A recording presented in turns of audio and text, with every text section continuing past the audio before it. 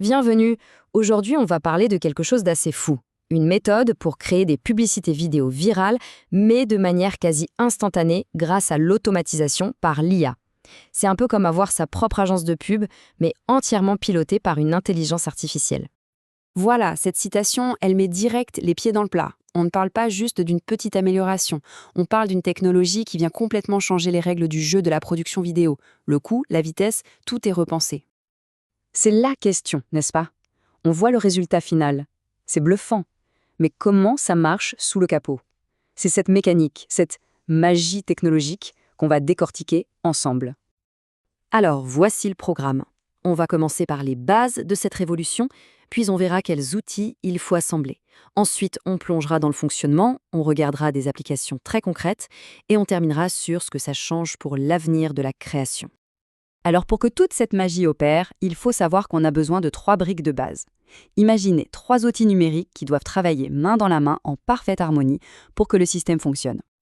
Décortiquons ça. D'abord, on a le cerveau, c'est le modèle d'IA, l'artiste qui va créer la vidéo. Ensuite, on a la chaîne de montage, ou le chef d'orchestre si on préfère. C'est le moteur d'automatisation qui va tout coordonner. Et enfin, il faut un point d'accès, une sorte de clé qui nous ouvre la porte du modèle d'IA. Le mot API fait souvent un peu peur, on dirait un truc de super geek, mais en fait, c'est tout simple. C'est juste le langage commun qui permet à nos différents outils de se comprendre. Sans API, notre chef d'orchestre ne pourrait pas donner ses ordres à l'artiste IA, c'est le traducteur universel du monde logiciel. Et là, on touche à un point crucial. Pourquoi est-ce que le choix de cet intermédiaire, de ce point d'accès, est si important? Eh bien, regardez ce chiffre. Une réduction de 60% sur le coût d'accès. C'est juste énorme. Ça démocratise complètement l'accès à une technologie de pointe. Bon, maintenant qu'on a les pièces du puzzle, voyons comment elles s'emboîtent. On va entrer dans la salle des machines, si on veut, et on va décomposer tout le processus avec une analogie très simple pour que tout le monde suive. C'est l'analogie parfaite. Le logiciel d'automatisation, c'est le patron. Il ne crée rien lui-même, il est là pour donner les ordres. Et il délègue la tâche créative à son super employé spécialisé, qui est le modèle d'IA. Et donc, le polling, c'est quoi? C'est tout simplement le patron un peu impatient qui, au lieu de rester dans son bureau, va toutes les 10 secondes toquer à la porte de son employé pour demander « Alors ça avance, c'est bientôt prêt ?» C'est une façon de suivre une tâche qui prend du temps. Et voilà le processus complet, étape par étape. D'abord, le patron donne la mission, ensuite l'IA se met au travail en silence, puis le patron commence son petit manège, il vérifie, il attend, il revérifie, et ça tourne en boucle jusqu'à ce que, enfin, l'employé dise « C'est bon !» Et là, bam, la vidéo est livrée. Ok, la théorie, c'est bien beau, mais concrètement, qu'est-ce qu'on peut faire avec ce système? On va regarder 3 manières très puissantes de l'utiliser, 3 flux de travail qui montrent à quel point cet outil est polyvalent. Ce tableau nous donne une excellente vue d'ensemble. On a 3 grandes approches. Soit on part juste d'un texte, le plus simple, soit on combine une image et un texte, ce qui est parfait pour les pubs de produits, ou alors, et c'est encore plus malin, on utilise une autre IA pour enrichir notre idée de départ. Alors, un petit point sur ce terme, UGC.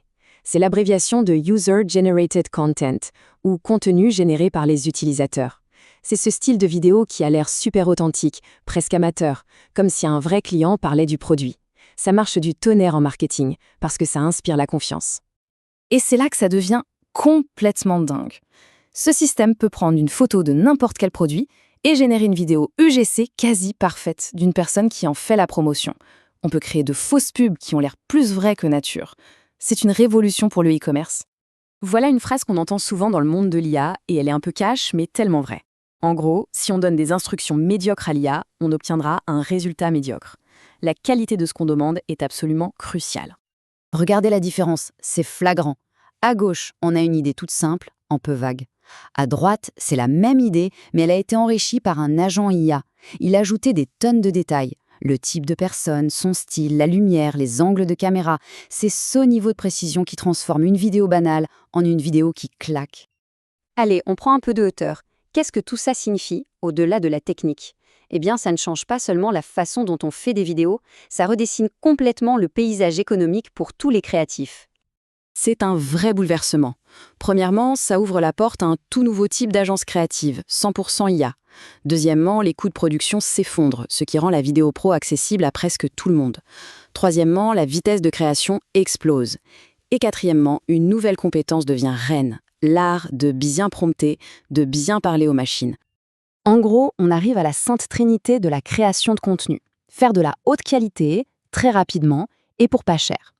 Avant, il fallait toujours faire un compromis entre ces trois éléments. L'IA promet de tout nous donner en même temps. Et ça nous laisse avec une question assez vertigineuse pour la fin. Si la production technique est automatisée, où se niche la valeur humaine? Dans l'idée originale, la stratégie, la subtilité du prompt, une nouvelle ère pour la créativité est en train de s'ouvrir et la réflexion ne fait que commencer.